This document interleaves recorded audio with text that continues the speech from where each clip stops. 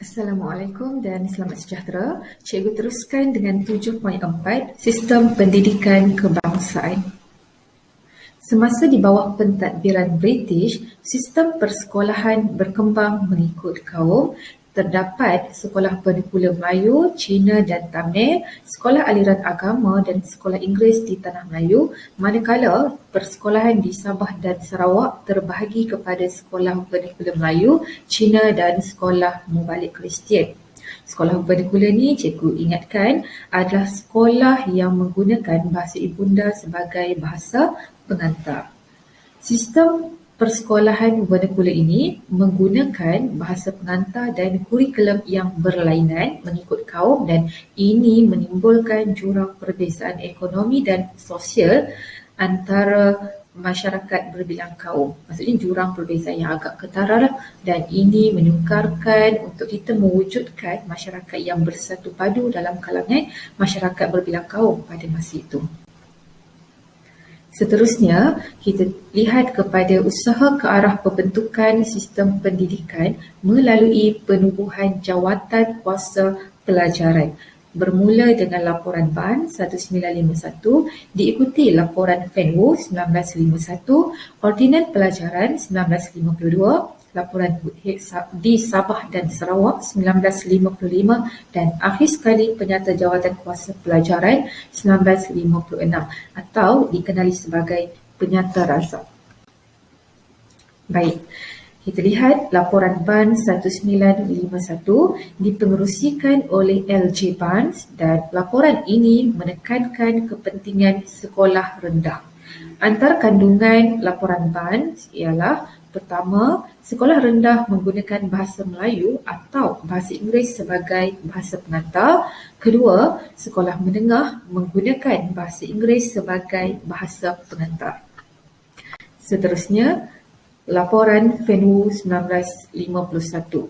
Laporan FENWU ini diterbitkan berikutan bantahan daripada masyarakat Cina terhadap laporan BANS. Laporan FENWU diterbitkan untuk membuat kajian tentang pendidikan Cina dan mencadangkan penambahbaikan yang perlu dibuat kepada sekolah Cina bagi menjadikan sekolah Cina ni memberi faedah kepada penduduk Tanah Melayu. Antara kandungan laporan FENWU, yang pertama, sekolah Cina diteruskan secara berasingan di bawah sistem kebangsaan, dan yang kedua, pendidikan sekolah Cina mesti berorientasikan Tanah Melayu. Baik, seterusnya, Ordinan Pelajaran 1952 diluluskan selepas Jawatan Kuasa Penasihat Pusat Pelajaran meneliti laporan BAN dan laporan FENWU. Ordinan ini bertujuan membentuk sistem pendidikan yang menggunakan bahasa rasmi persekutuan, iaitu bahasa Melayu. Dan semua murid yang pelbagai kaum ini disatukan dalam sistem berorientasikan Tanah Melayu.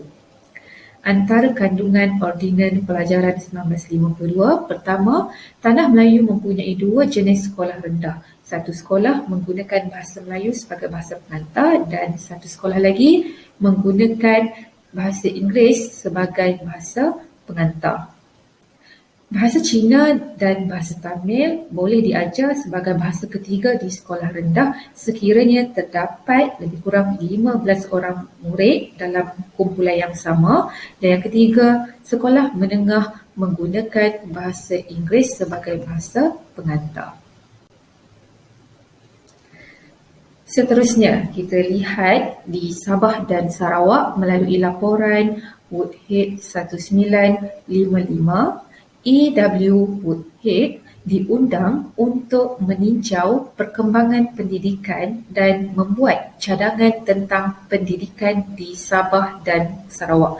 Jadi antara cadangan yang dibuat adalah: pertama, memperkasakan pendidikan sekolah rendah dan menengah. Kedua, menitik beratkan kepentingan bahasa Inggeris. Dan yang ketiga, mewujudkan sistem pembiayaan pendidikan yang teratur. Okey, kita lihat pendidikan kebangsaan di Sarawak dan di Sabah. Antara cadangan yang dibuat melalui laporan Woodhead tadi. Okey, yang pertama di Sarawak, mewujudkan sekolah menengah berbilang kaum menggunakan bahasa Inggeris sebagai bahasa pengantar. Kedua, menyeragamkan sukatan dan peperiksaan. Ketiga, menggunakan buku teks berlatar belakangkan unsur tempatan. Dan yang keempat, pendidikan sivik perlu diajar secara formal, maksudnya di sekolah. Okey, manakala pendidikan kebangsaan di Sabah, pertama, meningkatkan pengajaran bahasa Melayu dan bahasa Inggeris di sekolah Cina. Kedua, memastikan bahasa Inggeris diajar di sekolah Melayu dan bahasa Melayu diajar di sekolah Inggeris. Dan yang ketiga, menetapkan peperiksaan sekolah menengah yang dikendalikan dalam bahasa Inggeris. Dan yang terakhir, kita lihat kepada Penyata Jawatankuasa Pelajaran 1956. Dipengerusikan oleh Datuk Abdul Razak Husin. Penyata Jawatankuasa Pelajaran ini juga dikenali sebagai Penyata Razak.